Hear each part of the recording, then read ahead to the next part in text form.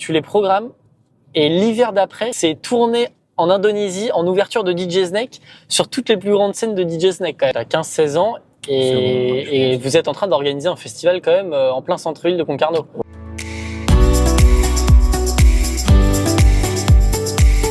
Eh bien, bonjour à tous et bienvenue dans ce 4e épisode du podcast En pleine trajectoire. Je suis super content de vous retrouver aujourd'hui. Aujourd'hui, je vais chercher un nouvel invité en centre-ville de Concarneau. Je vais récupérer Mathias, un ami de longue date. Et ce que je vous propose, c'est de se retrouver tout de suite avec Mathias et d'en discuter avec lui.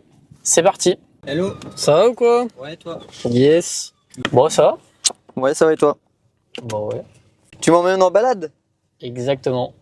T'as regardé du coup ou pas les premiers épisodes? J'ai regardé le premier pour capter le format. Ok, et ouais. j'ai pas regardé celui de Gauthier du coup encore. Ok. Bon, ça va, du coup, t'as quand même la notion des questions, un peu des formats qui t'attendent. Ouais, c'est ça.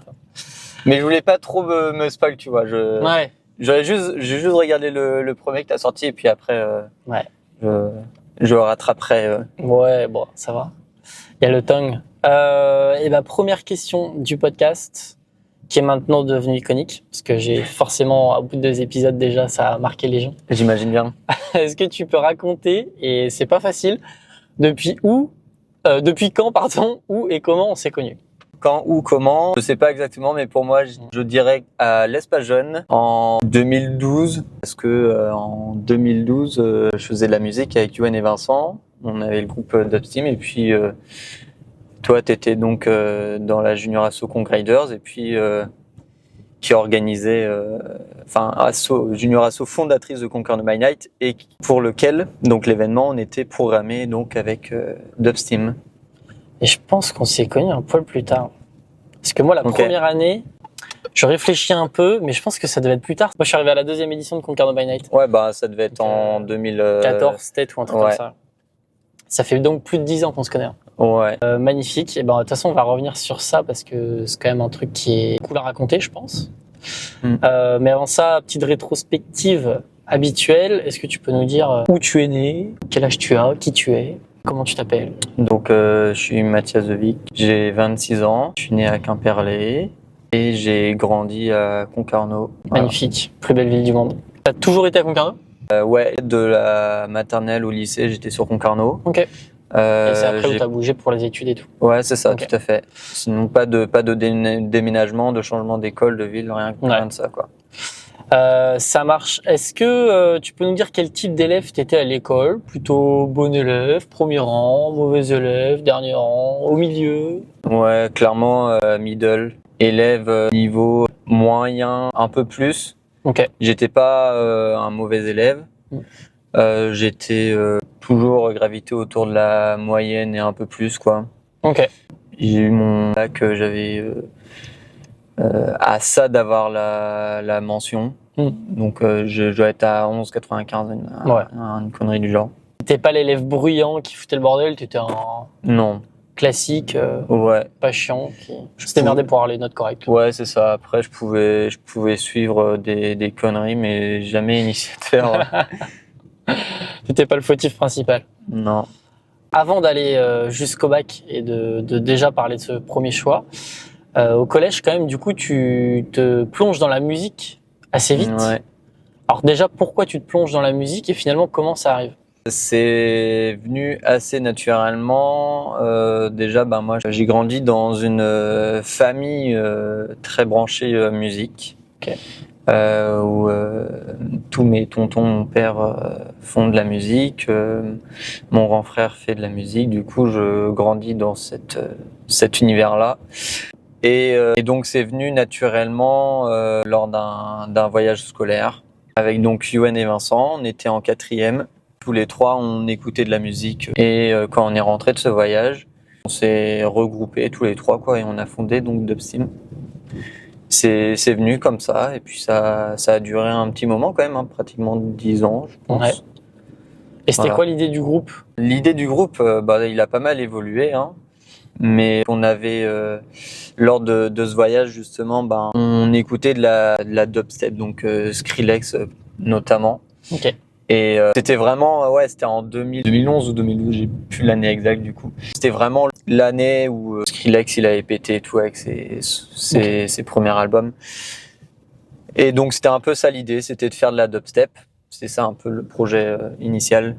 Puis ça a pas mal évolué sur plusieurs styles de musique électro, avec de la house, voilà. Magnifique. En parallèle de ça, du coup, vous avancez sur votre projet musical en tant qu'association à trois, voilà, au fur et à mesure du temps. Et puis, en même temps, vient quand même une idée d'organiser un festival autour de ça à Concarneau. Ouais. Est-ce que tu peux nous raconter un peu le développement justement de l'association avec ces projets-là et après qu'est-ce qui s'est passé par la suite? En fait, c'est ça. On était trois à la base sur le projet. Et pour pouvoir faire, performer sur scène, faire des concerts, des DJ sets, tout ça, on a été accompagné par le service jeunesse et l'espace jeune de Concarneau. Et du coup, on s'est structuré en junior association. Et on a été booké donc sur Concarneau by Night, la première édition, la deuxième édition. Ouais, alors pour raconter, Concarneau by Night, c'est un événement sportif et musical qui est organisé par une autre junior association de la ville de Concarneau, qui avait pour but de promouvoir les échasses urbaines, un sport dont tu as parlé et Adrien aussi juste avant. Et du coup, en fait, cet événement-là vous programme parce que entre junior association, soutien, et puis votre projet musical était aussi intéressant à mettre en valeur. C'est ça. Donc nous, quand on est programmé sur ces premières éditions, on n'a pas forcément la volonté de monter un événement. C'est juste pour faire de la scène. Et après la deuxième édition, on décide de faire un premier événement du coup en juillet 2015. Ok. J'ai été vérifier la date pour et donc cet événement, il s'appelait Dream Tech. Donc c'était en juillet 2015, donc premier événement organisé par la junior association Dubsteam. En fait, donc là, il faut quand même préciser, t'as quel âge? T'as 15 ans?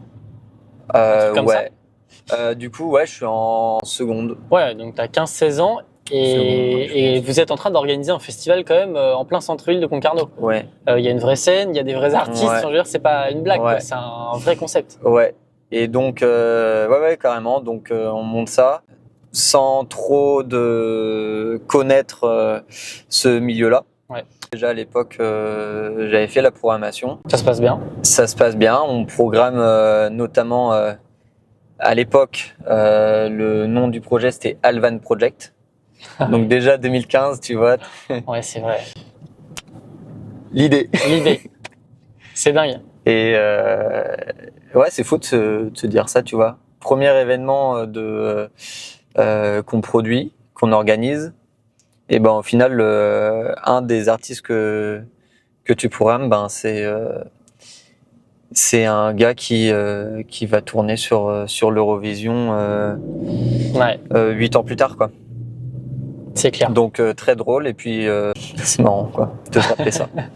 Ouais, et puis on en parlera après, mais il y a d'autres artistes quand même qui ont pété de manière assez extraordinaire. Je pense notamment à un groupe, mais on parlera après tout ça. Mais alors du coup, vous organisez cette première édition de Dream Tech. Ouais. Donc à 3, accompagné de quelques potes, si je me souviens bien.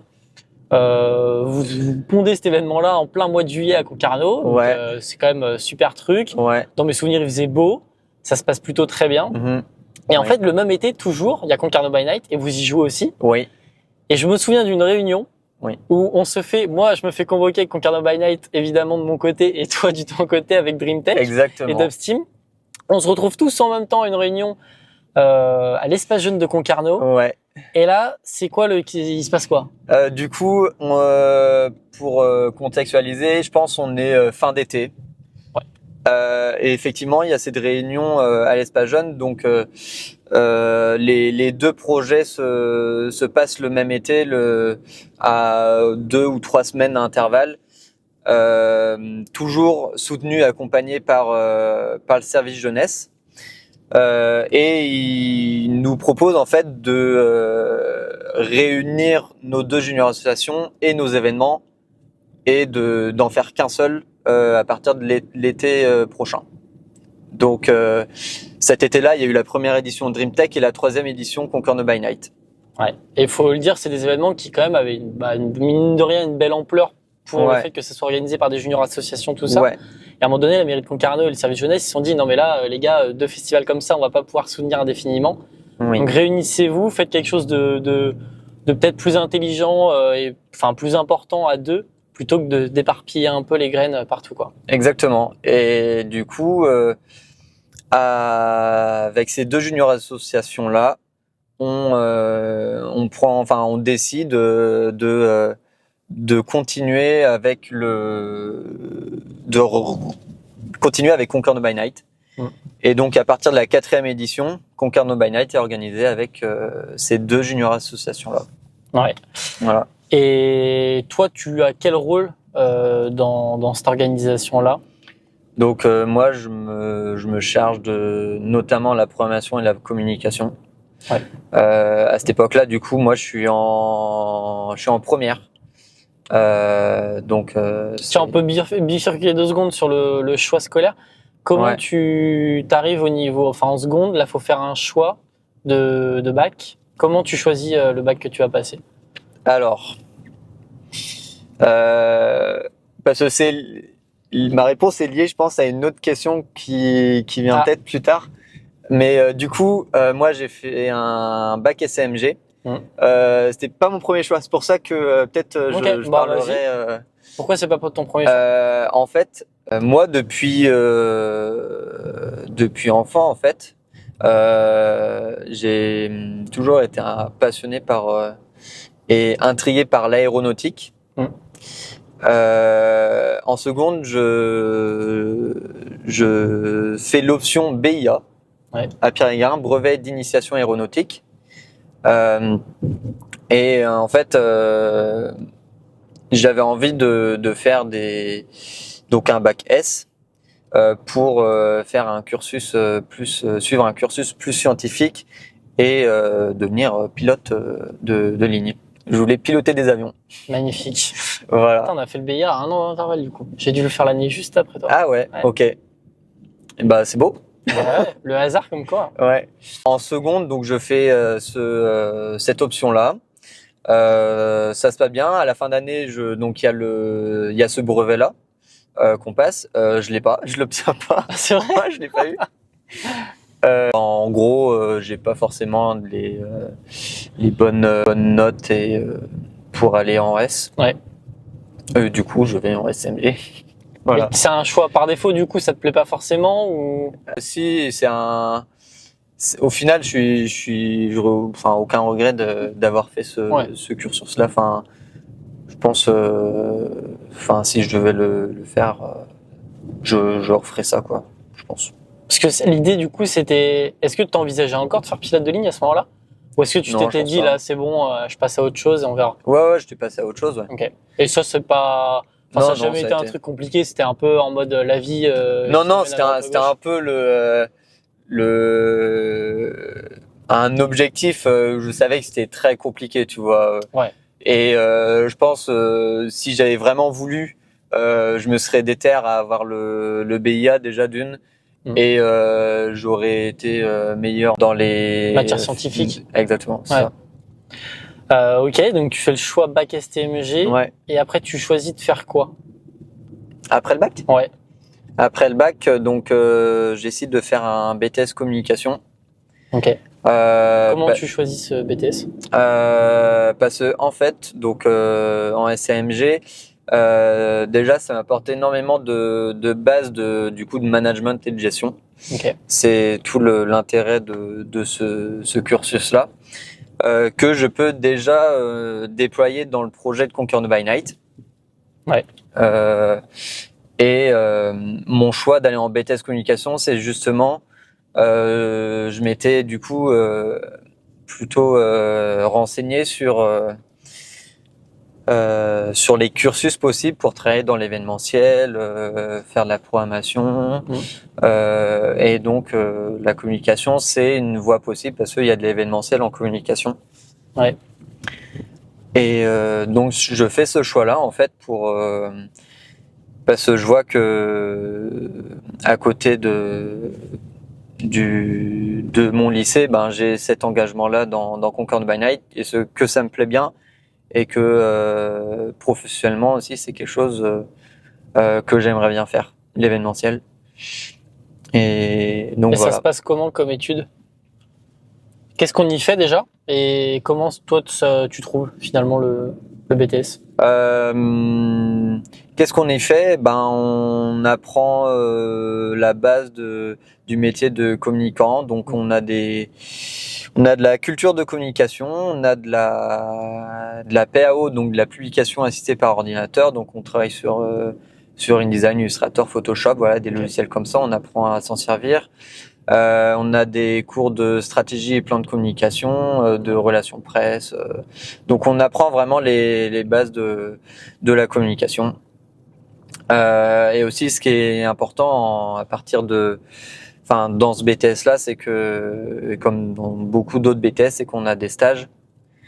Et moi, mes choix de stage, ils sont importants parce que je l'ai fait dans mon premier stage, je le fais au Festival des Petites Folies. Ouais. Donc au nord de Brest. Super festival. Un très bon souvenir, un super cadre. Vraiment, je recommande. Donc là, tu t'es chargé de communication en stage en fait pour eux? J'ai pas le poste de chargé de communication quand même parce qu'il y a des salariés dans la structure. Ouais, t'es assistant com. Ouais, voilà, c'est ça. Ouais. Je suis un stagiaire en communication. Vraiment, c'est mon premier stage de première année de BTS. Ouais.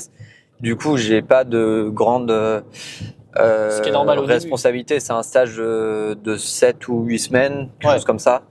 Et toi, ça te plaît? Tu sens déjà que c'est un chemin? Ah ouais, carrément. Ouais. Carrément, ouais.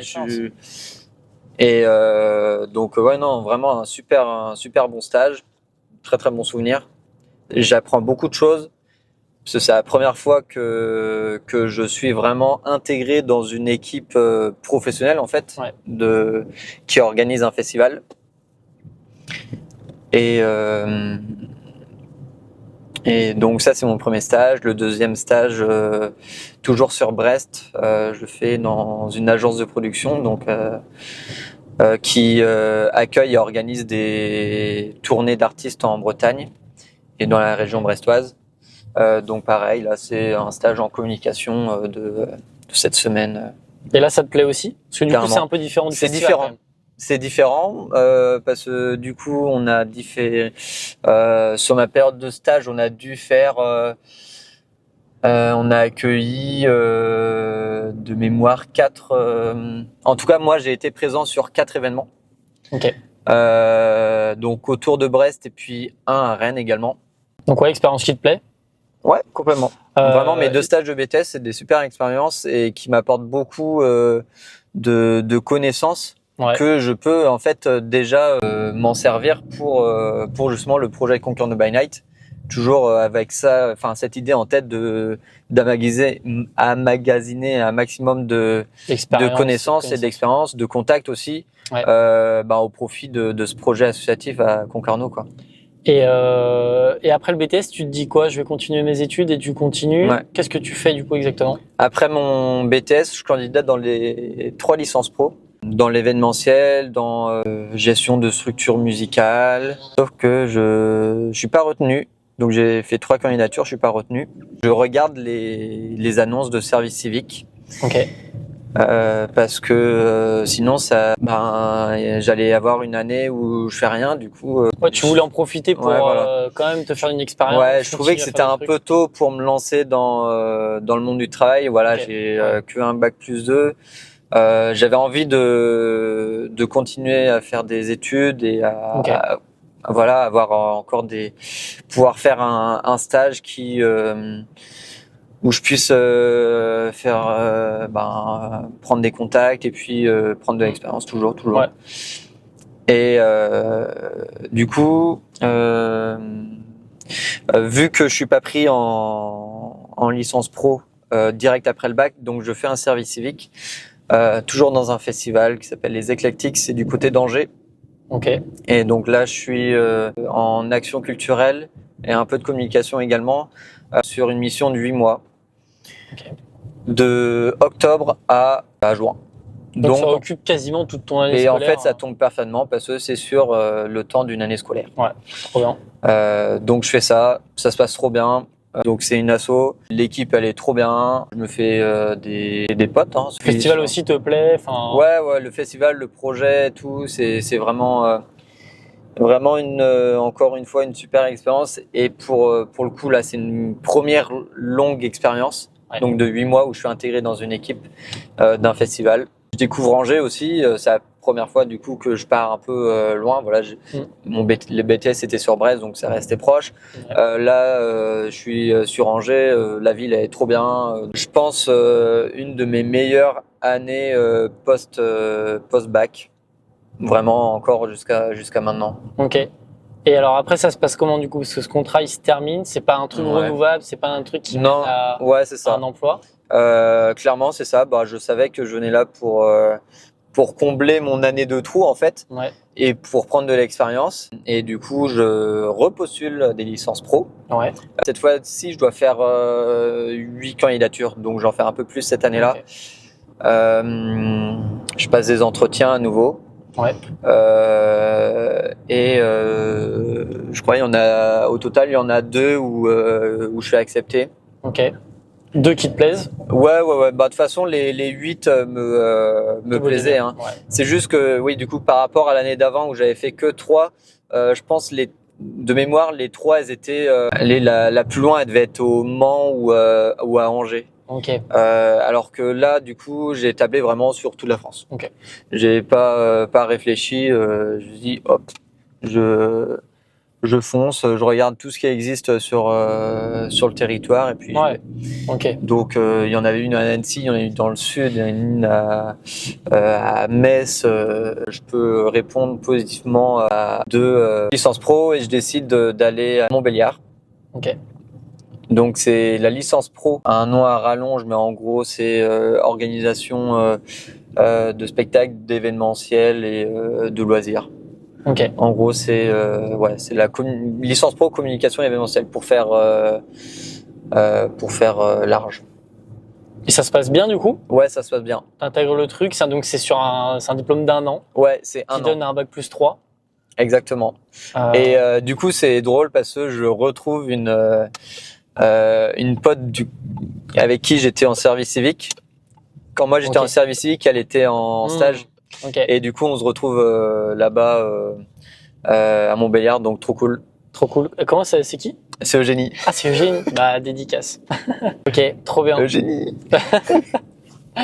Ok, trop cool. Et du coup, il y a un stage à la fin aussi. Ouais. Une licence pro. Et là, tu fais où ton stage du coup? Et c'est là. Et c'est là? Ah, mais oui. Et là, c'est là où on arrive en période Covid. Oui. Donc en fait, c'est l'année 2019-2020. C'est la licence exactement. Pro. Ok. Et donc alors là, année Covid, tout le monde sait ce qui s'est passé, mais il y a des secteurs qui ont été beaucoup plus touchés que d'autres. Et alors le secteur de l'événementiel, évidemment, c'est totalement arrêté. Ouais. Et toi, du coup, tu fais quoi dans cette jungle-là Je fais quoi? Alors déjà, mon stage, je le trouve assez rapidement. Donc en novembre, j'ai mon stage. Pour situer, du coup, la licence pro, c'est de septembre à mars, t'es en cours, et de mars à juin, juillet, en gros, t'es en stage. Ok, ouais. Et donc moi, en novembre, je trouve mon stage pour mars. Donc oh la belle OP là, tu te dis quoi? du coup, le mec est chaud. Non, en vrai, trop content. Ouais.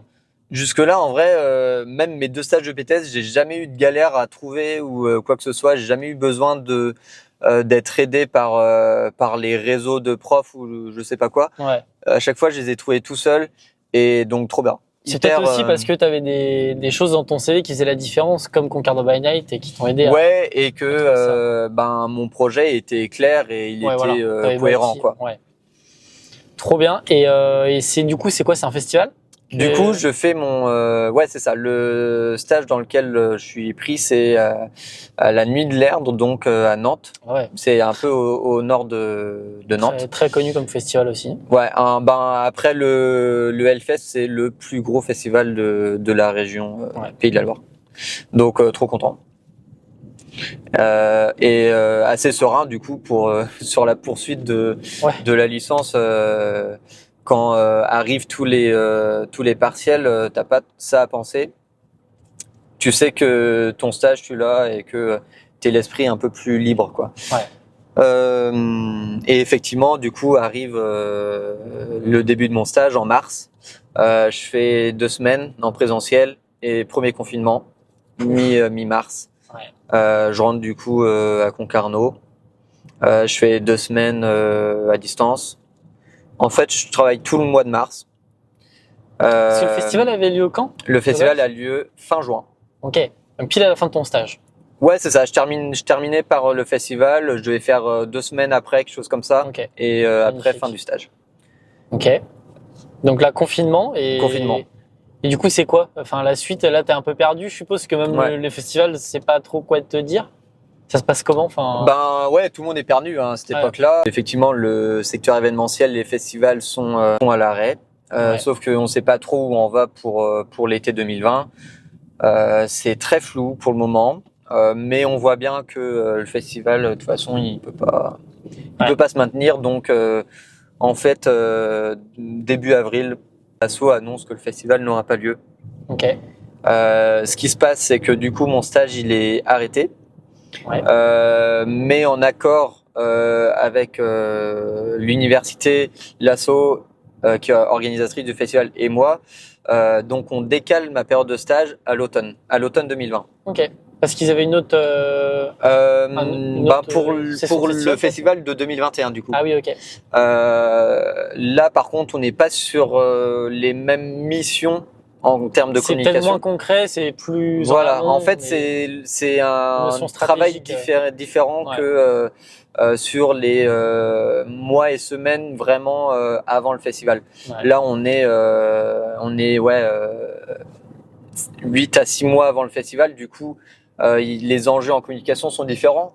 C'est l'annonce de la programmation, le lancement de la billetterie Ouais. principalement. Ok. Donc là tu dis cool, c'est pas grave, Ouais. on attend. C'est ça. Donc là, je me dis trop cool. Moi, je veux terminer mon stage avec eux. Ils veulent terminer le stage avec moi aussi. Donc trop bien. Donc là, je suis un peu en chômage technique. Je fais pas grand chose. Bon, en même temps, c'est le confinement, quoi. Et ça se passe comment la suite du coup? Tu vas vraiment faire ton stage au mois d'octobre? Donc non, et c'est ça le truc, c'est ça. en gros, à l'automne, on est toujours dans le flou. Il y a un deuxième confinement. Il y a un deuxième confinement qui arrive fin octobre, quelque chose comme ça.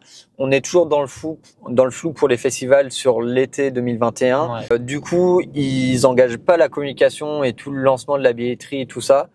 Du coup, ils proposent de décaler une deuxième fois sur la période initiale, mars-juillet. C'est quasiment une année en fait à blanc pour toi, quoi. Ouais, exactement. Les semaines, les mois passent. On arrive, pareil, en février-mars, et donc j'ai pas trop de news. Enfin, j'attends des news en tout cas.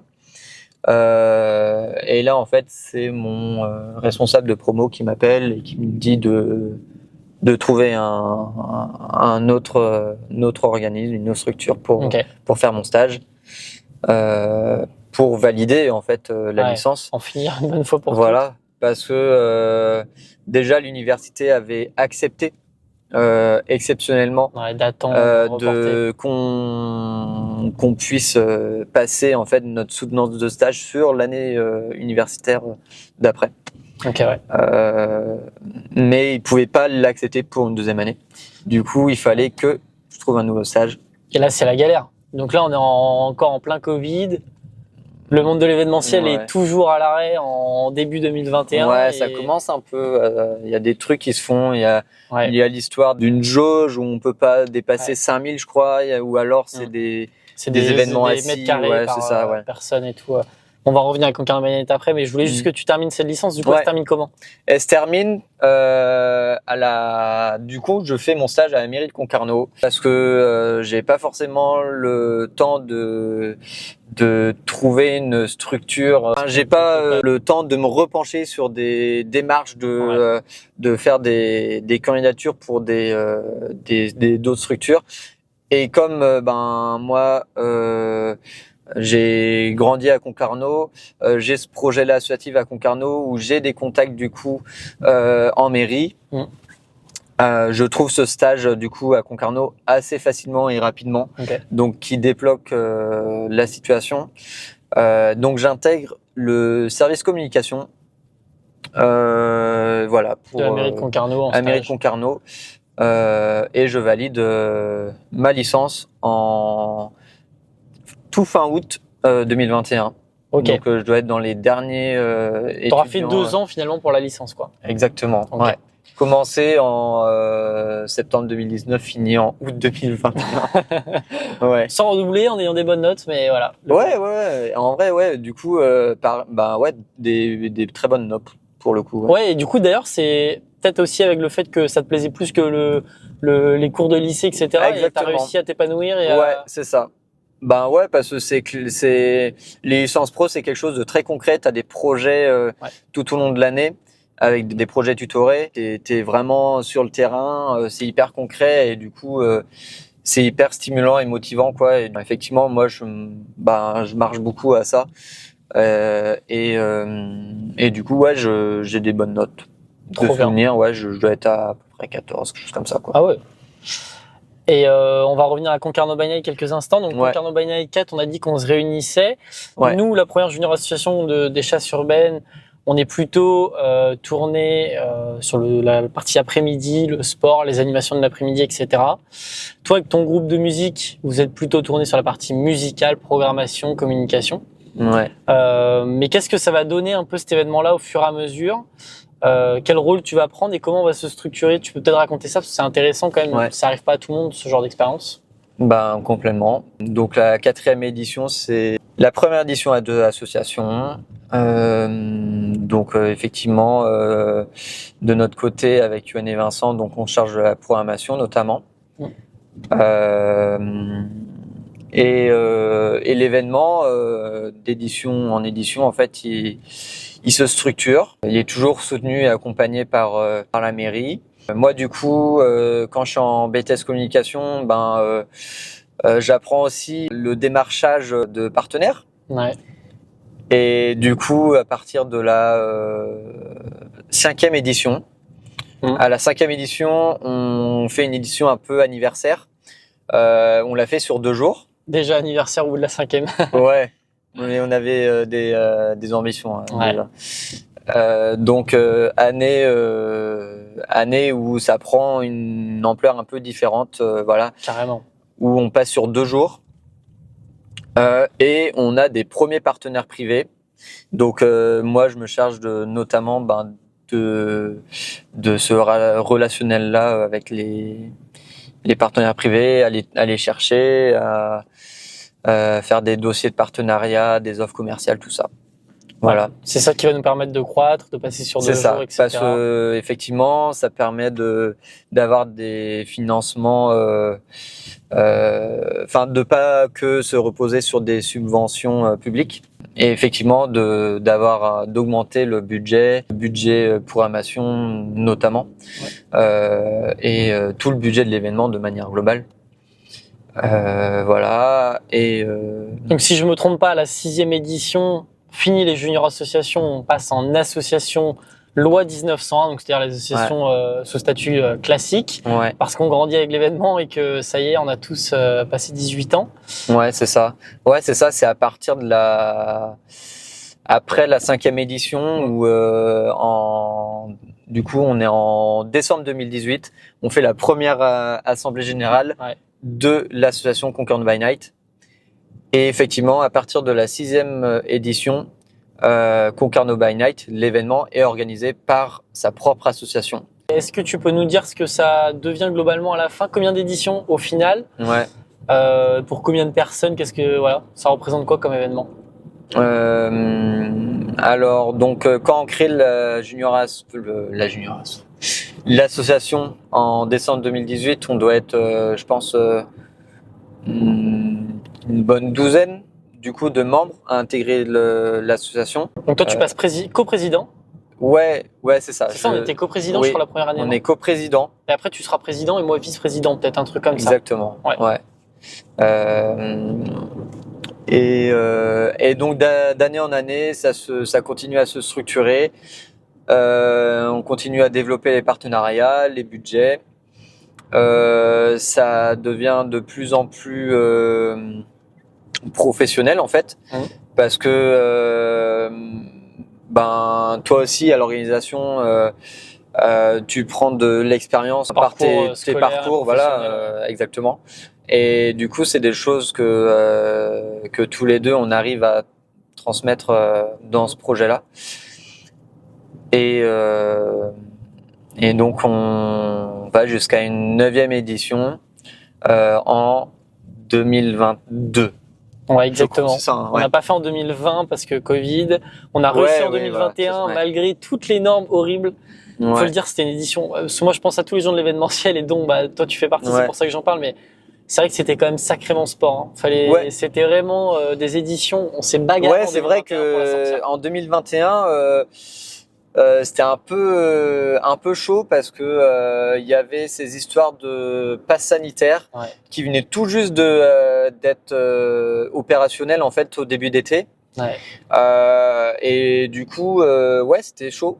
On devait fermer le site. On a dû maintenir une jauge avec une entrée et sortie. Alors que nous, c'était un événement libre et gratuit, libre d'accès gratuit, qui drainait beaucoup de monde, qui traînait pas mal de monde. On est quand même, du coup, pour situer Place Jean Jaurès en face de la ville close, c'est vraiment un passage entre la sortie de la ville close, et les bars qui sont en face. Du coup, on est vraiment en plein milieu et puis voilà.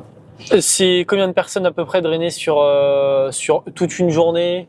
La soirée, est-ce que tu peux donner un peu des chiffres pour essayer de contextualiser le budget global par exemple? C'est des milliers, je pense 2000, 3000. Dans mes souvenirs, on a eu un pic à 1500 personnes sur la place. Ah, peut-être pendant les concerts. Exactement. Et on drainait tout au long de la journée, si on compte la deuxième place et tout, on est sûrement autour de 5000 personnes. Voilà, un truc comme ça. Un budget de combien à peu près pour situer, parce que c'est pareil, et ça compte jeune. Enfin, quand t'as 15 ans, gérer des budgets comme ça, c'est pas commun non plus. Ça devait être peut-être pas loin de 10 000. Ouais, c'est ce que j'allais dire. Je pense qu'on est autour des 10 000 euros. Ouais. Donc, alors pour avoir du coup d'autres références maintenant, c'est un très petit budget. Tout petit budget. Mais alors, il faut dire que dans ce budget-là, on prenait pas en compte plein de valorisations. Oui. On n'avait pas de location de scène à faire. On était quand même bien aidé par pas mal d'organismes, dont la mairie de Concarneau. Donc il y avait aussi pas mal de valorisation qui manquait à mettre en perspective dans ce budget-là. Mais toute la valorisation en fait mairie, c'était beaucoup de matériel mis à disposition. La scène notamment, tous les, devait y avoir des barnums peut-être aussi, tout le barriérage. Tout ça, c'était mis à disposition. Donc, effectivement, si ça doit être valorisé. Pas sur les mêmes budgets du tout. Voilà. Et puis, pareil, on valorise pas aussi l'engagement et le temps des bénévoles, mais si on doit mettre sortir des chiffres et, par exemple, un temps de bénévolat sur l'événement, si on devait imaginer que cette personne-là, elle est salariée, tout de suite, c'est un budget ressources humaines aussi qui est important. Et du coup, tout ça, on le compte pas en valorisation, mais on pourrait, et le budget serait peut-être autour des 25 000 euros, je sais pas. Facile. Magnifique. Et il y a un dernier aspect dont je voulais parler juste avant qu'on passe à la deuxième séquence, question courte réponse rapide. C'est quand même la musique toujours qui est quand même chez toi bien présente, et surtout tes talents de programmateur, parce que tu as parlé, moi je le dis, tu as parlé d'Alvan quand même. Donc Alvan, tu l'as programmé à Dreamtech, donc première édition. En 2015, tu l'as reprogrammé à Concarneau by Night 7 8 pour moi. 8e un truc édition. comme ça. Ouais, ça devait être ça. Ouais. Et l'année d'après, il sort un album, si je me trompe pas, et puis il sort surtout quelques titres qui marchent très bien. Il fait l'Eurovision. Oui. Et il fait une tournée des festivals quand même monstrueuse l'année d'après. Alors ça, c'est un premier exemple. Mais on peut citer un deuxième exemple, Trinix. Trinix, Inconnu au bataillon. Je me souviens, ils arrivent à la 5e édition sur 2 jours. Donc en 2019 pour le coup. Et quelques années après, là on le voit en ce moment, c'est tube sur tube. Ils ont Emorio qui était le titre de l'été sûrement il y a 1 ou 2 ans, je me rappelle plus. Enfin, en tout cas, c'est devenu un groupe français, un groupe de DJ français. Ah bah ils sont dans les top 1. Enfin, ils sont dans les tops absolus. Ouais. Comment toi t'arrives à trouver ces pépites là? Enfin, déjà, est-ce que c'est un truc qui te passionne ou est-ce que c'est la musique et finalement tu dis oh j'aime bien ce groupe là, je le mets? Ouais. Ou est-ce que c'est vraiment la recherche de talent et tu dis ah tel potentiel? Et d'ailleurs j'ai oublié, je vais rajouter une dédicace, enfin un groupe, Lodgers. Eux ils sont moins connus auprès du grand public, mais tu les as quand même programmés pour une de leurs premières scènes à Concarneau by Night 9, si je me trompe pas. Non, c'était 8 aussi, c'était l'année avec Alvan aussi. Ouais, c'était monstrueux cette année. Ouais, enfin, toutes les années étaient magnifiques. Ouais. Et du coup, eux c'est pareil, tu les programmes et l'hiver d'après, si je me trompe pas, ou l'année d'après, c'est tourné en Indonésie, en ouverture de DJ Snake, sur toutes les plus grandes scènes de DJ Snake quand même. Donc, faut le préciser. Et je veux pas, en Inde, exactement. Ouais. Et t'as programmé quand même, enfin, je vais pas tous les détailler, ceux de Concarneau by Night, mais il y en a quand même beaucoup derrière qui ont fait des choses assez extraordinaires. Il y en a qui ont fait des premières parties de Sting, je me souviens, à certains événements. Ouais. Enfin, des trucs ultra sympas. Comment, du coup, t'arrives à trouver ces artistes-là? Est-ce que ça te passionne? Comment? Explique-nous tout. Ben, ouais, c'est de la passion, hein. C'est aimer découvrir et écouter de la musique tout simplement. Ok. Et se perdre, aimer se perdre, écouter. Au début, quand j'ai commencé à faire de la programmation, je diguais beaucoup sur SoundCloud. Donc à l'époque, c'était enfin, ça a perdu un petit peu de sa superbe où il y a plus de 10 ans, c'est tous les DJ sortaient des titres sur cette plateforme et tout et du coup ouais, j'étais beaucoup sur cette plateforme à découvrir des artistes. Maintenant toujours actuellement c'est sur Insta beaucoup. J'ai beaucoup de sponsors sur Insta et c'est comme ça que je découvre des artistes. C'est en regardant les programmations de festivals, en écoutant des podcasts voilà, autour de la musique. C'est finalement ta passion de la musique qui t'amène à devenir un bon programmateur, quoi. Ouais, en lisant des articles, en suivant des médias, tout ça, quoi. Et anecdote, du coup sur SoundCloud, on doit être du coup en 2014-2015. Ouais. J'envoie un message à Petit Biscuit. Mais non, énorme. Donc avant Sunset Lover ou pas? Ça devait être, il devait tout juste de sortir, tu vois. Ah, ok. Et je le découvre sur SoundCloud. Donc pareil, toujours dans cet esprit avant-gardiste, mais sans je me disais pas ça allait péter, tu vois. Non, le but, toi, t'es un passionné de musique, c'est pas trouver celui qui va faire le plus de vues ou machin. Ouais, c'est ça. C'est trouver l'artiste qui va plaire au public et qui sera bon sur scène, quoi. Ouais. C'est comme ça que tu le vois. Et j'aime bien quand même dénicher des pépites et un peu miser dessus quand même. Ouais, ok. Alors au tout début c'était clairement de la chance, on va dire. Tu vois, Alvan, je le découvre vraiment par hasard et je le programme direct Dream Tech. Jamais j'allais imaginer qu'il allait faire cette carrière-là. Ouais.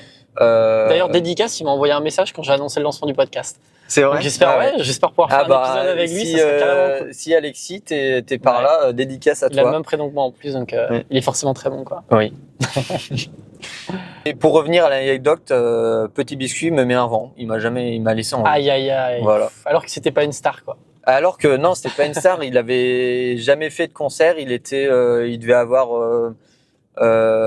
14 ans, tu vois. Et énorme. Et je pense, je pourrais retrouver le message. C'est bonjour, voilà, on organise cet événement tel jour. Est-ce que t'es chaud, quoi? C'est ça d'avoir Petit Biscuit sur scène. Ouais. Donc mais la programmation c'est hyper excitant, hyper stimulant. C'est quoi l'artiste que t'as préféré programmer d'ailleurs tout au long de ces années? Est-ce qu'il y a eu un qui t'a particulièrement touché? Tu t'es dit là j'ai vraiment bien choisi, le truc me plaît? C'est très difficile, hein. Là, tu me mets dans une sauce. Ouais, c'est vrai. Un petit podium ou tu as quelques noms. Ou non, si tu veux. En vrai, il y a aussi des artistes qui mériteraient d'avoir Oui, ok, je vois ce que tu veux dire. d'avoir pété. Ouais. Vas-y, au pire, il y aura des cuts. Hein. S'il y a des dingueries, allez, vas-y, balance des trucs. C'est le moment où on va parler cash. Là, ça va faire mal, ça.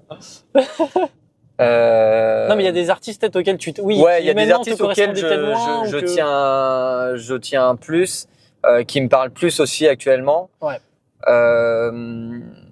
Je pense à Atom. Enfin, moi, c'est un projet en tout cas qui me parle énormément et que je suis très très content d'avoir pu accueillir du coup. C'était à la 9e et dernière édition en 2022. Ouais.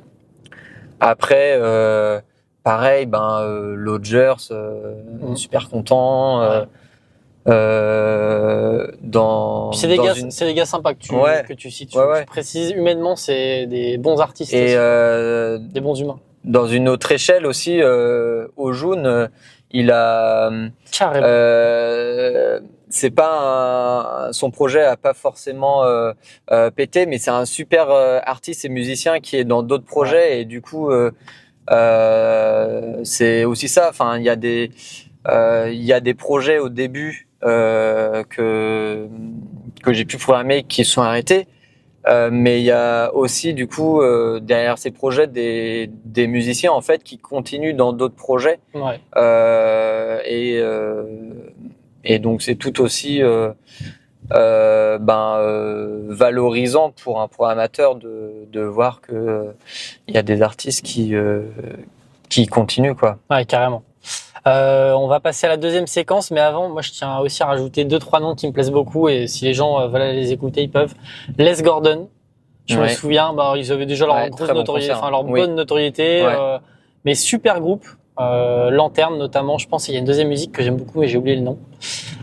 Mais super groupe et le deuxième nom c'est Nix, qui est un peu plus ancien, mais Week-end milliardaire ou un truc comme ça. Je crois que c'est ça le nom de la musique. Pépite, allez écouter. Franchement, c'est un artiste que j'adore aussi. Exactement. Deuxième séquence de ce podcast. Questions courtes, réponses rapides. Je sais pas si tu les as apprises par cœur du premier épisode. Non. Peut-être pas. mais on est prêt. T'es prêt, t'es parti. T'es prêt, on est parti. Ouais. Première question, est-ce qu'il y a un endroit ou un moment préféré pour toi pour réfléchir? Dans mon lit en pleine nuit. Ah ouais? Tu te réveilles en pleine nuit pour réfléchir ou... Ouais, je bouillonne d'idées la nuit. Excellent. Alors, c'est pas tous les nuits, parce que je dors quand même, mais de manière générale, c'est là où j'ai le plus d'idées et où du coup, je peux prendre des notes et. Trop bien. Voilà. Une chanson que tu pourrais écouter en boucle? Aucune idée. Non, je sais pas. C'est trop dur. Une chanson préférée du moment, si tu veux, ou un artiste que t'aimes bien, allez, j'ouvre un peu. Ouais. Tu pourras pas faire pire que la réponse de Gauthier juste dans l'épisode 2 d'avant. C'est vrai. Alors du coup, j'ai pas la ref parce que j'ai pas. T'iras écouter. Moi, ça m'a fait rire. Okay, il a dû dire Dubsing Barthelone. Ah non. J'aurais aimé qu'il dise ça. C'est incroyable. Ah, la belle époque. Non, mais un Daft Punk. Mais après lequel.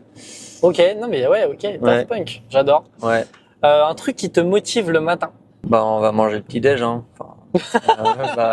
quand je me réveille, je me dis... C'est ça qui te motive à sortir du lit? Le petit-déj? C'est une très bonne réponse, j'adore. Vraiment, c'est très fort. T'as fait quoi aujourd'hui avant ce podcast? On le tourne, il est 18h, on l'a commencé à 18h à peu près. J'ai travaillé. Magnifique. Voilà. Journée classique au travail. Magnifique, on parlera de ce travail dans quelques minutes. Une appli que tu ouvres tous les jours? Instagram. C'est vrai, tu passes beaucoup de temps sur les réseaux sociaux? Oui. Trop? Trop. Un truc que tu aurais aimé apprendre plus tôt? Je sèche, peut-être j'aurai une idée plus tard après le podcast et j'ai une idée. On passe? Pas d'idée, ouais. On passe. Un truc que tu pourrais changer dans le monde? Là par contre j'ai une idée. Si tu pouvais changer un truc dans le monde, ce serait quoi alors? Ce serait les tout-puissants, les dirigeants et décisionnaires de ce monde. Un endroit où tu rêves d'aller? Dans mon lit, là, direct. Non, c'est faux. J'ai eu peur. Parce qu'il n'y a que Gauthier. Gauthier a dit ça. C'est vrai? Ouais, je te jure, il a dit ça. Ah ouais? Bah, il était peut-être très fatigué. Ouais, et puis lui, il faut le dire, il voyage en continu tout le Ok. temps, donc Ouais. ça passe un peu plus. Ouais. Bah là, à la plage. Ouais, Alors c'est là, vrai. Quelle vue on a Ouais. à Concarneau, une petite Pourquoi plage. pas? Là, j'aimerais bien être à la plage. Ouais. Un truc qui t'énerve, mais qui devrait pas t'énerver tant que ça.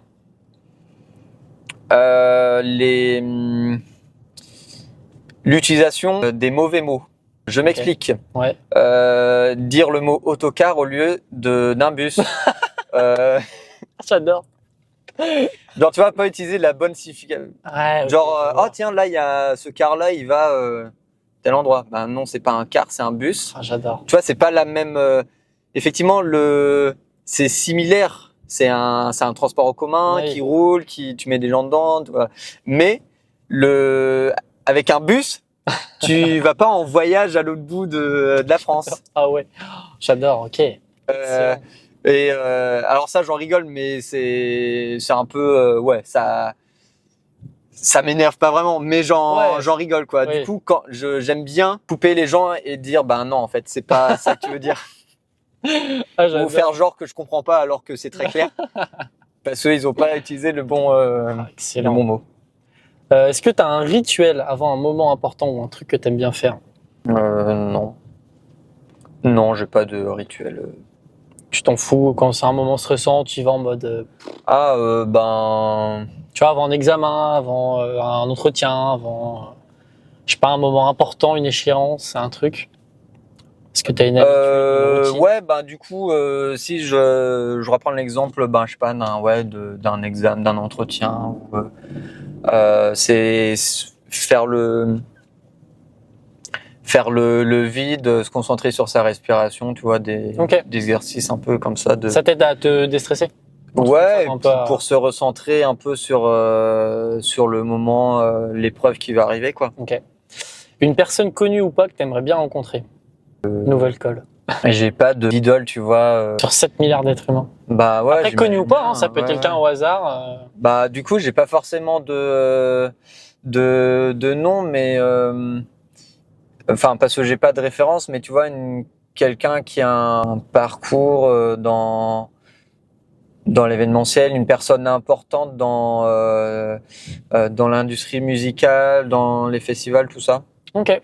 Carrément. Mais du coup, il en existe beaucoup et que j'ai des personnes que j'ai déjà pu rencontrer en fait. Et la dernière question, c'est le truc dont tu es le plus fier. Je suis hyper fier de ce qu'on a fait avec Concarneau by Night, de la programmation que j'ai proposée jusqu'ici, des artistes que j'ai pu faire découvrir à un public. On va reprendre le parcours où on s'est arrêté, c'est-à-dire à la fin de tes études. Donc tu fais ce stage à la mairie de Concarneau, te voilà lancé dans la vie professionnelle. Comment ça se passe? Qu'est-ce que tu fais? Donc je soutiens, je fais ma soutenance de stage fin août 2021. Ouais. Donc j'obtiens. Je ne poursuis pas en master. Jusqu'ici, je m'arrête là. Parce que je suis embauché à la mairie de Concarneau en tant que chargé de communication pour le service culturel de la ville de Concarneau. Voilà. Ok, donc là c'est un taf donc tu commences ça en septembre 2021 globalement. Ouais, c'est ça. Oui, en CDI. En CDD, j'enchaîne 2 CDD. Ok. Et après, on me propose de devenir fonctionnaire. Ok. Donc, comment ça se passe? On est en juin 2022 et je commence une année de stagiairisation. Ouais, ok. Pour rentrer dans la fonction publique, donc rentrer sans concours, catégorie C. Ok. Voilà, donc au plus bas de la fonction publique. Okay. Donc c'est pendant un an, en fait c'est pas un stage genre un stage d'études, de fin d'études ou quoi, c'est vraiment tu travailles quoi pleinement, t'as des phases d'évaluation sur cette année-là. Et tu suis une petite formation autour de la fonction publique territoriale, quoi. Ok, voilà. Magnifique. sans rentrer dans les détails, mais en gros, c'est un chargé de communication. Tu fais quoi globalement c'est quoi tes missions? On s'est fait caca dessus. On s'est fait caca, putain, il y a un oiseau, sûrement un goéland qui vient de faire caca sur la voiture. Voilà, la bonne nouvelle, super. Donc mes missions au sein du service culture, c'est de suivre la communication pour les différents équipements culturels municipaux. Donc une grande partie s'articule autour du CAC, où je fais le plan de communication pour le CAC. Je suis la conception de la brochure annuelle. Okay. Je gère les réseaux sociaux, les relations presse. Voilà. Je fais ça aussi pour la Maison du Patrimoine, pour l'école de musique, pour la vie associative, pour l'événementiel également. Ok. Voilà. Magnifique. Donc ce rôle-là, tu l'occupes depuis 4 ans bientôt? Ouais, parce que en fait, durant mon stage, je le faisais déjà en fait. J'ai commencé durant mon stage avant d'être embauché par la suite. Ouais. Et toi, tu partais quand même dans l'idée plus t'es plutôt un profil événementiel à la base. Ouais. Et donc là, t'es dans un truc qui est quand même moins événementiel, un petit peu moins, même s'il y en a. Est-ce que c'est un truc qui te plaît? Est-ce que c'est ce que tu imaginais à la base? Effectivement, je suis moins baigné dans l'événementiel. Je suis dans la culture, voilà, au sens large. Ça intègre de l'événementiel, mais pas que.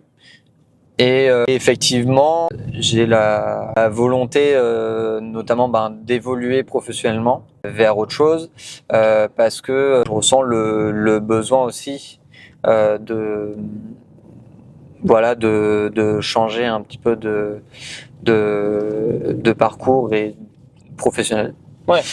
Et aussi parce que je veux rejoindre ma copine qui est à Brest. Et donc, je veux rejoindre Brest. Ça, c'est un critère. Voilà, c'est ça.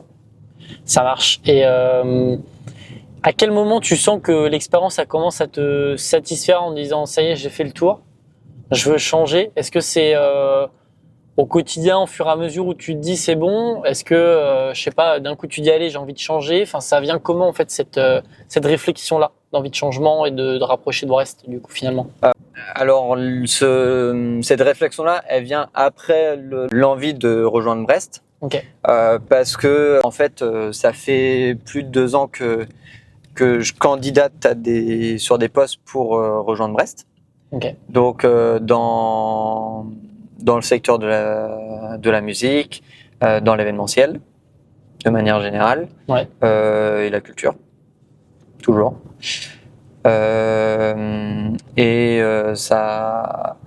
Sauf que ça prend pas forcément.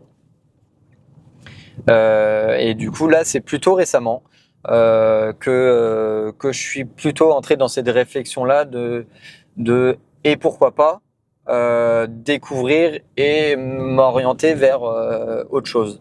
Ok. Voilà. Et t'as des idées de ce vers quoi tu veux aller?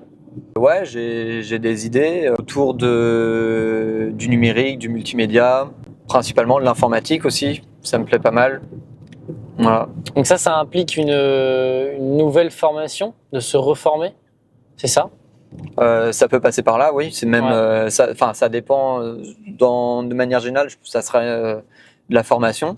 Ouais. Ça peut être la reprise d'études. Ouais, c'est ça. Ouais. Ou des formations plus type apprentissage en intégrant une structure, quoi. Ouais. Et alors là, je sais plus si tu as parlé de ton âge au début, mais quel âge tu peux... J'ai 26 ans. Tu as 26 ans. Est-ce qu'à 26 ans, maintenant que tu as fini tes études depuis 4 ans, c'est effrayant peut-être de se dire je vais devoir retourner étudier des trucs à l'école Ouais, un peu, ouais. Pour le moment, c'est vraiment dans ma réflexion du moment. Donc, c'est plein de questions, effectivement, que je me pose. C'est quoi les questions que tu te poses, justement? C'est autour de l'avenir. Voilà, j'ai plus ou moins une idée de ce qui me plaît. Ouais. Voilà, je viens d'en parler. Mais pendant un moment, c'était pas hyper clair. Du coup, je me posais pas mal de questions sur ce que je peux faire, là où je peux me sentir utile, là où pour que ça ait du sens aussi dans ma vie. Pas faire quelque chose qui tu te lèves le matin, t'as pas trop de ça t'as pas de sens et Ouais. donc voilà, c'est ça les réflexions un petit peu du moment. Et t'es passé quand même par des grosses étapes de doute quand même pendant Ouais. ces dernières années. Ouais. C'est quoi les symptômes déjà de se dire je suis peut-être dans un mal-être. Tu vois, j'ai une période de doute et tout. Comment tu le perçois ça déjà? Est-ce que tu t'en rends compte toi-même ou est-ce que finalement tu t'en rends pas compte, mais c'est après une attitude où tu te rends compte que t'as ressenti ça et comment ça se passe? Ouais, en fait, là ça va mieux. Ouais. Là déjà, du coup, j'ai eu vraiment des périodes plus compliquées. J'ai eu des arrêts de travail. Ça n'allait pas parce que justement j'avais beaucoup de questionnements et des idées assez négatives, tout ça, enfin vraiment pas hyper positives vraiment. Et ce qui s'est passé, donc j'ai été arrêté notamment en mars, donc assez récemment. Ouais. Parce que j'ai fait vraiment un blackout où je me suis réveillé et impossible d'aller travailler, voilà, en l'angoisse, de la peur, Ouais, et ce qu'il faut préciser, c'est que c'était pas un burn-out dans le sens où tu étais surchargé de travail. Exactement. Donc il y a d'autres types. Et d'ailleurs, j'ai regardé un peu les noms tout à l'heure. On parle de bore-out, Ouais. de brown-out. Je crois qu'il y a des noms un peu différents. C'est ça. Et donc globalement, c'est pas la surcharge de travail qui t'a rendu totalement haineux, on va dire, d'aller au travail. C'est ça. Je sais pas comment on peut le formuler, mais voilà. Ouais. Mais c'est autre chose, quoi. Ouais, voilà. Tu parlais tout à l'heure de mal-être, c'est ça. Hein, Ouais. C'était un mal-être aussi du fait de ma situation où ça fait plus de 2 ans que je souhaite que je candidate sur des postes à Brest et que ça marche pas et que je suis dans cette réflexion de est-ce que c'est vraiment ça que je veux faire, et du coup voilà. Ouais. Ça c'est un cercle un peu vicieux et du coup voilà, un matin, plus possible d'aller au travail, et du coup, pour ces raisons-là, du coup, j'ai été arrêté et ce qui a été important, notamment cette période-là, ça a été de parler. Ouais. Pas forcément avec ses proches, avec sa famille, ses amis, mais avec des professionnels de santé. Ouais. Parce que tout simplement c'est leur métier, ils sont formés à l'écoute quand t'es pas bien, quoi. Ouais, dans ce genre de situation, voilà. ouais, clairement. Ouais. Donc voilà. Et comment c'est toi qui de toi-même te dis je vais aller voir ces personnes-là, professionnels de santé? Carrément. Et ça t'est paru naturel? Ça peut ne pas être simple, tu vois, de se tourner vers des gens que tu connais pas ou machin. Et toi, tu t'es tout de suite dit, en fait, c'est eux qui vont pouvoir m'aider le mieux parce que c'est clairement leur métier, quoi. Ouais. Okay. C'est ça. Et ça se passe bien? Enfin, c'est un truc qui a du coup bien marché pour toi? Ça a fait beaucoup de bien de pouvoir parler effectivement à des personnes du coup que tu connais pas, et tu peux vider ton sac sur le moment, quoi. Ouais. Tu peux dire des choses cash, sans jugement, sans regard, voilà, forcément sur sans avis, sans, ouais, c'est ça, voilà. regard neutre. Ouais, exactement. Et ça a fait beaucoup de bien, ouais, effectivement. Et c'est un truc que tu conseillerais à tous ces gens qui se sentent peut-être un peu perdus ou qui ont besoin de vider leur sac. Ouais. Et c'est quoi la différence par rapport à des amis ou de la famille? C'est justement cet avis neutre-là qui est important pour... Ouais, carrément. Et tu vois, enfin, moi, déjà, je suis pas d'un naturel à parler de moi. Donc là, ça fait quand même plus d'une heure et demie où je parle de moi. Donc, mais ça va, c'est parce que je rentre pas dans des sujets deep, mais oui, bien sûr. Ouais. mais tu vois, je vais pas parler avec des potes de mes soucis de santé mentale ou ouais, ok. quoi que ce soit, quoi. Il y en a qui le font et qui sont avec qui ça marche bien. C'est leur relation amicale est fondée là-dessus aussi. Moi, à titre perso, j'ai du mal à parler de ça et je ressens pas forcément le besoin. Ouais. Voilà. Après, vraiment chaque personne est différent et peut dévoiler certaines choses assez personnelles vraiment assez proches, quoi. Ouais, carrément. Et ça serait quoi tes conseils dans ce genre de période un peu de mal-être ou de doute pour essayer d'aller mieux? Est-ce que toi, tu as retenu après coup, tu vois, des petits tips qui sont pratiques dans ces périodes-là pour déjà peut-être savoir qu'on est dans ce moment-là et pour ensuite aller mieux, quoi? Bah déjà, je conseille à toute personne qui en ressent le besoin de prendre un rendez-vous, que ce soit avec une psy ou avec son médecin traitant, après qui peut orienter vers d'autres professionnels. Ouais. Et sinon, des signes, c'est la fatigue. T'es constamment fatigué. Tu manges pas beaucoup, t'as pas sommeil, voilà, ça c'est des signes hyper. Et puis un changement d'humeur, quoi. Dans une journée, je pouvais être de super bonne humeur. Enfin, moi, de manière générale, je suis pas expressif. Du coup, ça va pas forcément se voir, mais intérieurement, je peux être plutôt ok dans un bon mood. Et puis limite dans l'heure passée dans un mood vraiment down, quoi. Ouais. Donc ça, c'est des signes, effectivement. En conseil, sinon c'est faire du sport. Je trouve ça hyper important. Moi, pour ma part, c'est la course à pied. Et t'en faisais aussi avant ou tu t'es mis à la course à pied? Non. Ça fait un moment que j'en fais. Ouais. Et j'ai continué à en faire du coup pendant ces moments-là, et ça permet aussi de penser à autre chose, de pouvoir rester actif. Ouais. Pas rester affalé sur son canapé ou dans son lit, tu vois. Essayer de rester en mouvement, quoi. Ouais, carrément. J'ai cru qu'on allait écraser un oiseau là, j'ai eu très très peur. Il est passé juste devant. Les conseils ils servent évidemment à tout le monde dans ces cas-là. J'envoie un petit questionnaire avant chaque épisode, comme je le répète à chaque épisode maintenant à tout le monde pour essayer de cerner de quoi on va parler. Ouais. Et il y a un truc qui m'a marqué, que j'ai noté sur une de tes réponses. Tu as marqué que tu étais intégré mais frustré dans le monde dans lequel on vivait.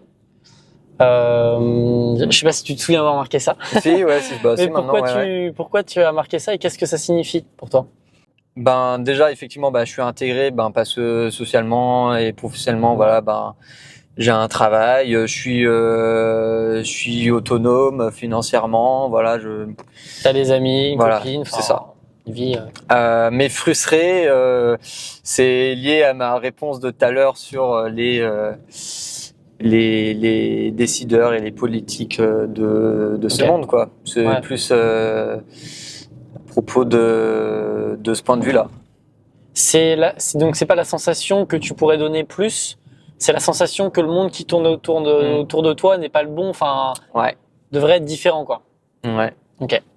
Aujourd'hui, est-ce que tu as trouvé ton équilibre pro-perso qui marche? Et si oui, c'est quoi la différence avec avant? Parce que pour l'instant, tu es encore dans le même cadre. Mais donc ça va mieux, tu le dis. Ouais. Mais pourquoi? Enfin, tu vois, comment tu as fait? Qu'est-ce que tu as réajusté si tu as réajusté des Après, c'est peut-être juste une phase où actuellement, effectivement, je suis bien. Ouais. Mais c'est aussi lié à un événement plutôt récent. Ok. Parce que je suis depuis ce début d'année dans l'organisation d'un festival, donc au nord de Brest, qui s'appelle Horizon Open Sea Festival. Et aussi pour moi, donc c'est important d'avoir pour moi, mon équilibre parfait, on va dire, vie pro, vie perso, c'est donc avoir un travail professionnel où tu te plais. C'est pas forcément ta passion première, mais qui te plaît, l'environnement de travail est sain. Voilà, tu fais tes heures. Après le boulot, quand tu es dans ton perso, t'as ta vie perso et tout. Ouais. Et du coup, justement, le perso, moi, c'est important, du coup, maintenant, avec le recul, d'avoir un engagement associatif et qui puisse aussi, du coup, rester bénévole. Ouais.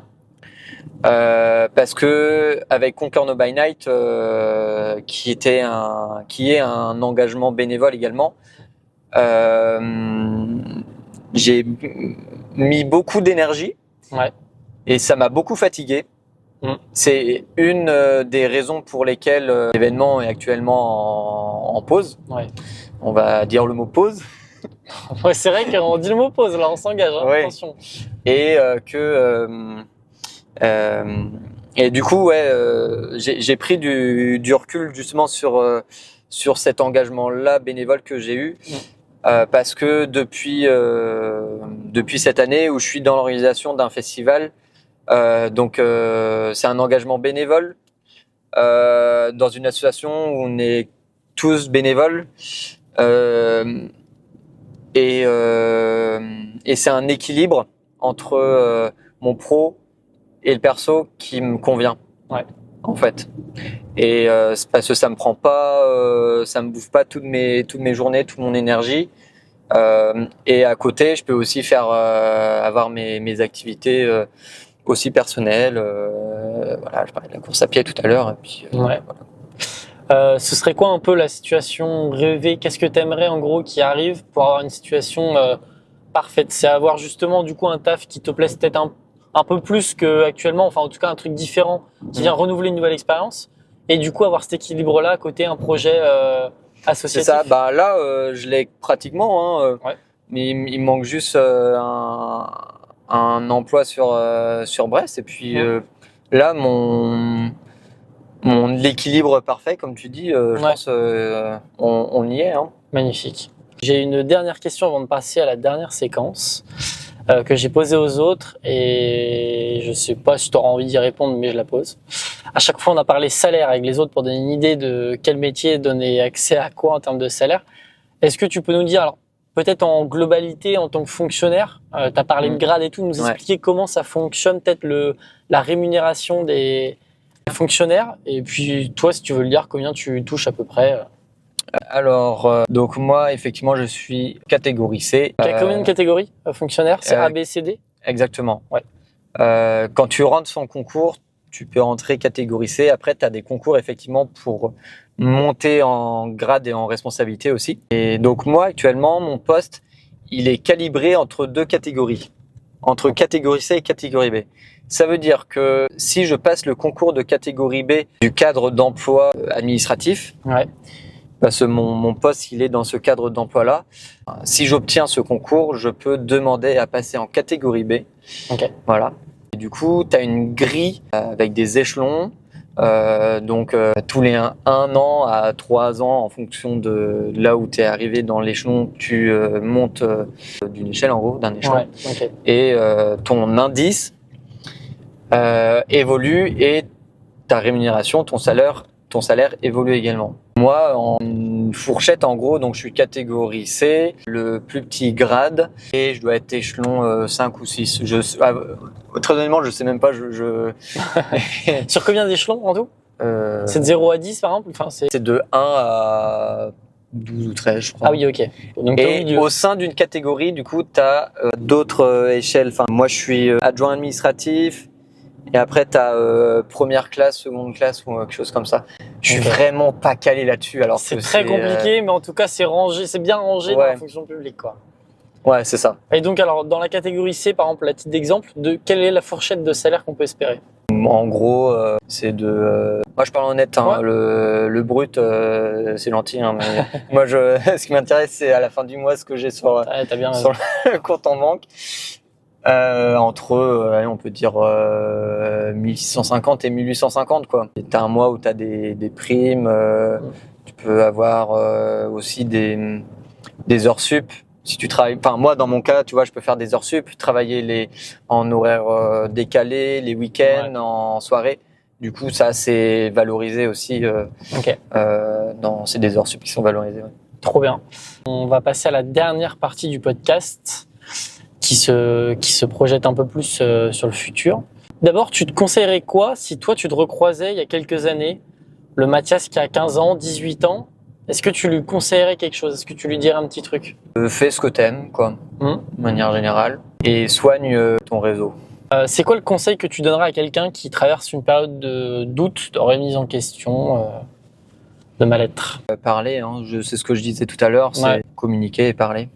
Après, ça peut être soit, je disais, des personnes formées et professionnelles de santé, et puis ou sinon ça peut être la famille ou des amis, quoi. Pour toi, c'est quoi la suite, avant de passer aux deux dernières questions qui concernent l'invité précédent et l'invité futur? C'est quoi la suite pour toi dans les prochaines semaines, dans les prochains mois, prochaines années? Du coup, tu l'as dit, c'est objectif à fond sur trouver un travail à Brest. Ça, professionnellement, c'est ton objectif, du coup? Ouais, toujours. Ok. Toujours dans la culture, communication, ou sauf s'il y a une reconversion, c'est ça? À voir comment dans les prochaines semaines, t'arrives c'est un peu ça. à te décider. Ouais. Et puis personnellement, c'est aussi peut-être continuer à faire des projets associatifs. Exactement. Okay. C'est ça. Et objectif course à pied. Ah ouais, et du coup, c'est quoi les objectifs course à pied? Tu t'en fixes ou pas? Des courses ou ouais. Vas-y, c'est quoi alors? Là, il va nous lancer un défi du futur là. Non, c'est un 10 km en 40 minutes. Ah ouais, ok, c'est solide. Et tu fais en combien de temps pour l'instant le 10K? 41 minutes 30. Ouais, tu vas l'avoir. Putain, c'est solide, hein, je savais pas que t'avais fait ces temps-là, la vache. Canon. 40 minutes, tu vas l'avoir, il reste pas grand-chose. Ça aide le plus dur. Hein. Chaussures carbone? Ouais. De toute façon, c'est pas l'athlète, c'est les chaussures qui marchent. Hein. C'est une évidence absolue. Je veux dire. Ok, ça marche. Et trop bien. C'est ce qu'on va te souhaiter. Hier, j'ai tourné l'épisode de dimanche dernier, du coup, avec Théo, qui a posé une question et je l'ai pas notée, mais je l'ai dans ma tête. Okay. Je vais essayer de la reformuler comme il l'a dit, mais j'ai oublié de la noter. Mais en gros, c'était sa question. C'était autour de la et j'ai pas réussi à prononcer le mot hier de tout l'épisode. Autour de la spiritualité. Merci. Bon écoute, on garde le tien parce que c'est un mot, je sais pas pourquoi j'arrive pas à le dire depuis hier. Ouais. Spiritualité. Voilà, je vais y arriver. Spiritualité. C'était autour de ce thème-là. Est-ce que tu crois en des forces un peu surnaturelles entre guillemets, sans parler de religion forcément, tu vois, mais est-ce que tu crois en un destin, en une destinée, en une force qui nous guide ou peut-être ou de la spiritualité? Le mot banni. Mais est-ce que tu crois en tout ça? Est-ce que c'est des trucs qui te parlent? Non. Pas du tout. T'es hyper cartésien là-dessus. Non, pas du tout. Magnifique. Ouais. C'est une réponse sèche, comme le mot que je n'arrive pas à prononcer, donc ça me va très bien. Bon désolé Théo, ça n'aura pas convaincu Mathias. Désolé. Et maintenant c'est à ton tour de poser une question à l'invité suivant. Donc là, tu as vu la question de Théo, elle t'a pas trop parlé. Ouais. Donc il va falloir que tu fasses au moins aussi bien que lui pour le prochain invité. Je sais pas encore qui c'est, j'ai pas encore prévu l'épisode. Donc je te laisse adresser ta question à l'invité, au prochain invité. Est-ce que la personne a apprécié et a passé un bon moment? Durant le podcast? J'adore, ok. Attends, mais toi c'est le cas ou pas? Je sais pas. Je répondrai, vas-y réponds pas. J'adore. Ok, est-ce que tu as passé un bon moment? Oh, j'adore. J'ai trop hâte de poser la question. Magnifique. Il est 19h56 et ça fait du coup un peu moins de 2 heures qu'on tourne l'épisode quand même. Ouais, il falloir cut. Hein, Là, on va cut et on va arriver au centre. Mais toi, dans le montage. Ouais. Oui. Ouais, j'espère arriver autour d'1h30, je pense, à peu près. Ou 1h20, ça dépend de comment ça se déroule, mais souvent j'essaie de faire des épisodes assez rapides et digestes, mais en laissant place quand même au discours de l'invité. Voilà, magnifique, c'était le mot de la fin, on va rester là-dessus. N'hésitez pas, je mettrai évidemment les réseaux sociaux de Mathias si vous avez une question à lui poser. N'hésitez pas à vous abonner à mon compte Instagram En Pleine Trajectoire, à la chaîne YouTube, au compte Instagram, Spotify, Deezer, Apple Music, tout ce que vous voulez. On va aller prendre des photos que je posterai sur le compte Instagram dans la semaine de la sortie de l'épisode. On est tout bon? Ouais. Magnifique. Et bah moi ce que je dis à chaque fois c'est ciao. Si tu veux leur dire c'est ciao, c'est ciao. C'est ciao. Merci d'avoir écouté cet épisode du podcast En pleine trajectoire. N'hésite pas à t'abonner au compte Instagram, à la chaîne YouTube ou encore sur nos comptes Spotify, Deezer et toutes les plateformes d'écoute. Tu peux également mettre 5 étoiles sur les plateformes d'écoute si le podcast te plaît. À bientôt pour un nouvel épisode d'En pleine trajectoire.